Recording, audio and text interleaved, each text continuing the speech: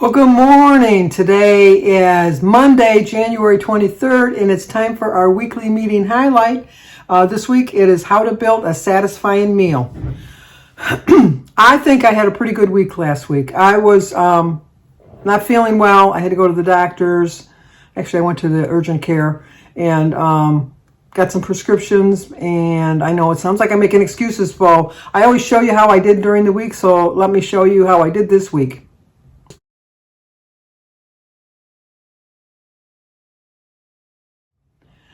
I know, a 0.2 gain. I'm not really going to worry about it. I know my goal every week is to lose like a half a pound. That's my goal. And I'll be honest, I was a little bummed when I got on there and saw a 0.2 gain.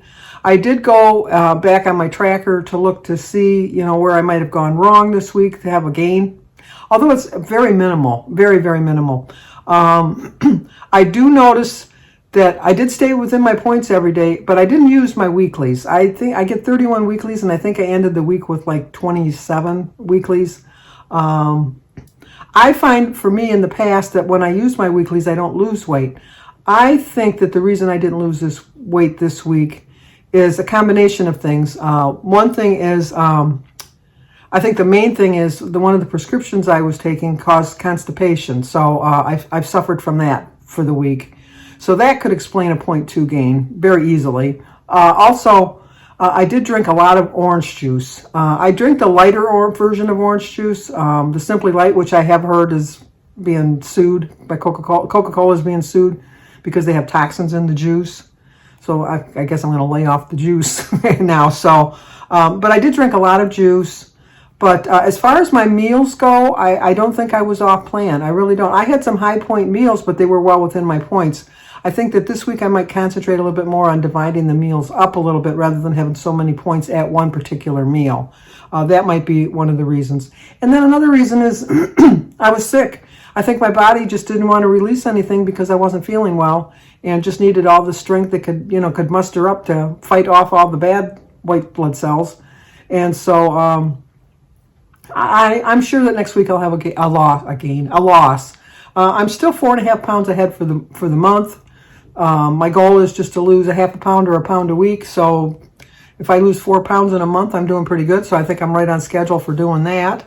And I'm still at 57 pounds lost. So I'm happy about that. I'd like to get to the 60, but I'll get there when I get there. So that's all I can say about that.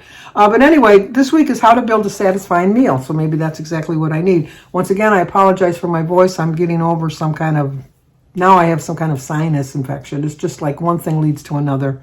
But I don't have COVID, and I don't have the flu, and I don't have the RSV, and I don't have pneumonia. I got tested for all of that stuff when I went to the urgent care last week. I had a chest x-ray, I had an EKG, I had blood work done.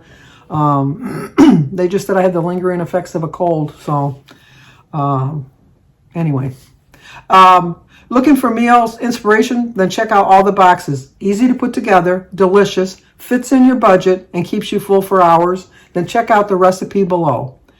This is what they haven't given us an exact recipe, but they're telling you what you can do to build up your own recipe. Decide how many total points you want to spend on the meal, then choose a food or foods from the categories below. Step 1 is for filling it. Pick one or more protein or fiber-rich items as the base of your meal.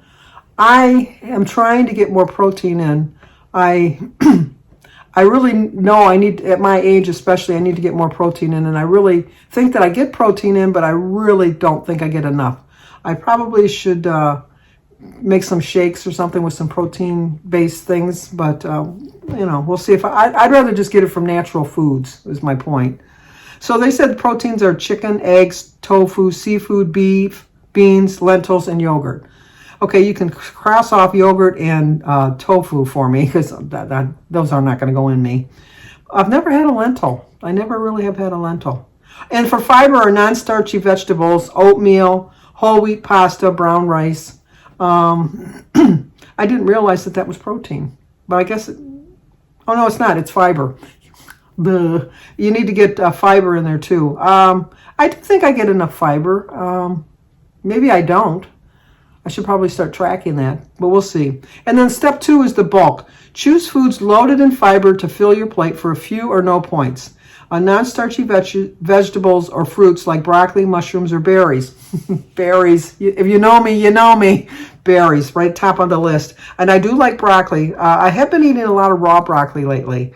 You know what I meant to get last week, I don't know that it's a starchy vegetable though, is my new favorite. I don't like peas. I don't like peas at all. I just don't like peas. But I like pea soup, go figure. And I do like pea pods. So I like munching on them, like they're like little pretzel bits or something. I don't know, and I forgot to buy some last week when I went. I do like mushrooms. I did find a trick to keep them fresher longer is you take them out of the container they come in and put them in a brown paper bag and keep them in a cool place in your refrigerator. It does seem to work a little bit better for me because I do like mushrooms. And step 3 is flavor. Use these items in smaller quantities. The only requirement is that they taste good to you. Okay, herein lies the problem. Cheese, heart-healthy oils, salad dressings, avocado, nuts, and olives. You've named every single one of my favorites. Every single one of them. So I have to learn to use them in smaller quantities, especially the cheese. I do eat a lot of cheese. I don't like low-fat cheese. I do like the part skim mozzarella cheese. I do like that. But I know. If I look back on my eggs, my scrambled eggs, I put cheese in my scrambled eggs. I made a chicken pot pie the other day. I put cheese in the chicken pot pie. So because what I do is I make I just do the chicken and a cream of chicken soup, and I put some cheese in there and melt it all together with a can of milk, and then put some potatoes, and then we just like corn in our, well, I like all vegetables, but Jim only likes corn, so we only put corn in our chicken pot pie. But I'm going to have to try to cut back on that. Salad dressing, if you've seen I do like the Panera poppy seed, which is only 1 point for like 3 tablespoons. But I also like the Thousand Island, which is 5 points for 2 tablespoons. So I have to learn to balance things a little bit better. I don't like low fat or no fat or fat free or any of that kind of stuff. I don't like it. So I can't see the point of eating something I don't like just because it's lower in points and calories. I have to learn to adjust my liking, my tastes and my likes to a reasonable amount. And maybe instead of using 2 tablespoons, make do with 1 tablespoon of dressing. And then I can still have my favorite dressing. You can give me like 10 tablespoons of like a fat-free Thousand Island.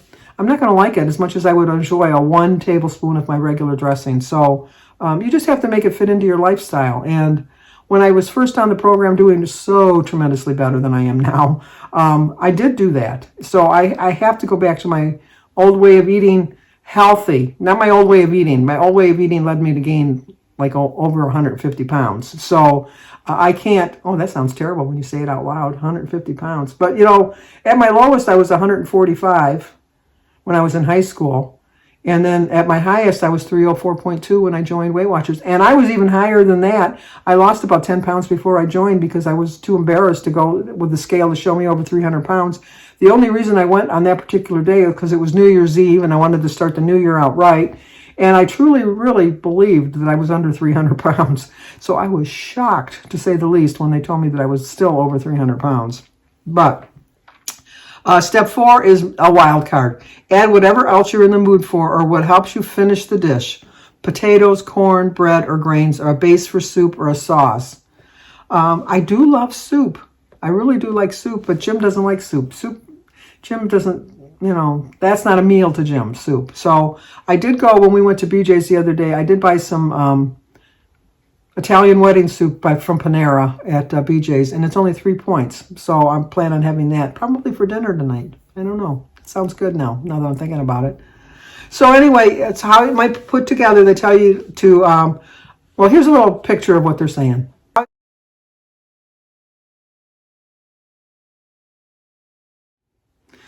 The chicken, so have chicken breast with taco seasoning with fat-free beans.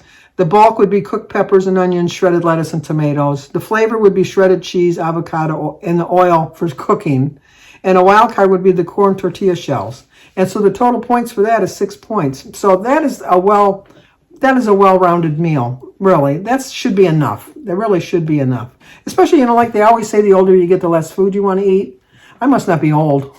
I must not be old because I don't see that my body requires any less food.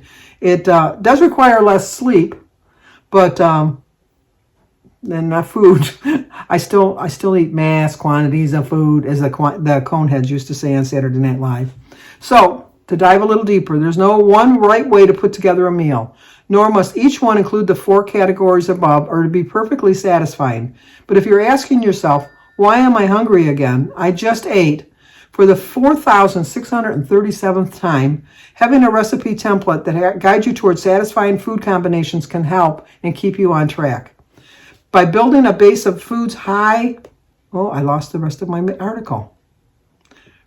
I think it would be based on a thing of food high in protein and fiber. It's going to fill you up. I think that's what they were going to say, but I missed that. How did I miss that? Anyway, when I printed it off, you can't get like the one week I had told you that it was back in the normal spot where it was on the app. That was just a fluke because it's not there. I go to www.com/weeklytopic. And I get the topic that way. And that's how I found it. So I just had it here on my email because I sent it over to myself on my email, but I obviously didn't send the whole article over. So we'll see what maybe this is here it is. I found it. Never mind. I found it. How building a meal is based high in protein and fiber. See, I was right. I guess I was listening to myself. Nutrients to keep you fuller longer because they digest more slowly. Means you're less likely to overeat later. Meanwhile, incorporating flavor-boosting, higher-point ingredients you love, like your cheese, your dressing, and things like that, helps you to satisfy your brain because your brain will think, well, I'm not just eating like, a chicken breast. At least you're joining something with it. The bottom line is the biggest key to weight loss is eating fewer calories, or points than you use for energy. Satisfying both your stomach and your psyche can help make that end-reaching goal feel easier and more delicious. So 3 fun facts are: we lose weight when we lose weight when we burn more calories than we consume. Okay, all right, Weight Watchers, do you think we don't know this by now? Number 2, filling our meals with protein and fiber help us stay satisfied and in budget. We need to be reminded of that sometimes. And incorporating the foods we love into our eating programs helps us make it one we can stick to for the long haul. I so agree with that because, like I said, I am not going to eat fat-free or low-fat or no-fat or any of that kind of stuff once I lose all my weight. Because I'm not. I'm just going to go back to eating the way I want to eat. And then I'm going to gain my weight back. So I have to learn as I'm going along how to incorporate the foods that I love into my plan each day. And it can be done. It really can be done. Does it take a little bit of effort? Yeah. Does it take a little bit of willpower? No, it takes a lot of willpower sometimes. But you know what? You're worth it. You really are worth it. And then, like when they say a minute on your lips, forever on your hips. That's so true in my case because you really only get the true satisfaction of something after the first 3 bites. In the first 3 bites, not after the 3. In the first 3 bites is when you get the most enjoyment out of it. And after that, you're just mindlessly eating. So try to eat don't take 3 big bites of something. Just take 3 normal sized bites of something and then just put it aside. If you don't want to throw it away because you feel it's wasteful, put it in a baggie or something and have it later on. But we can do this. I know we can. So how did you guys do this week? And what do you do to get your protein and fiber in? Like I said, I've been trying to get protein at every meal. I'm working on doing better this week. I feel better, so I think I'll lose some weight next week. I'm not stressed about it. Usually if I had a gain after doing so well, because I really do think I did well last week, it throws my mind off. But I take into consideration all the things going on in the past week in my life, and and I know that it wasn't a true gain. So I'm going to just go with the thought that next week when I weigh, I'm going to have a loss. So that's all you can do at some point. It's really, you either accept the facts or be in denial. And I'm willing to accept the facts. So how did you guys do on your weight? I'm curious. Oh, well. A 0.2 gain. What can I say? I'm going to have to live with it. So But if you're new to my channel, please subscribe, leave a comment, hit the like button, share if you think somebody might like to see it. Hopefully I see you on my daily vlog, but if not, I will see you here again next week, where we both, all of us, will have a loss.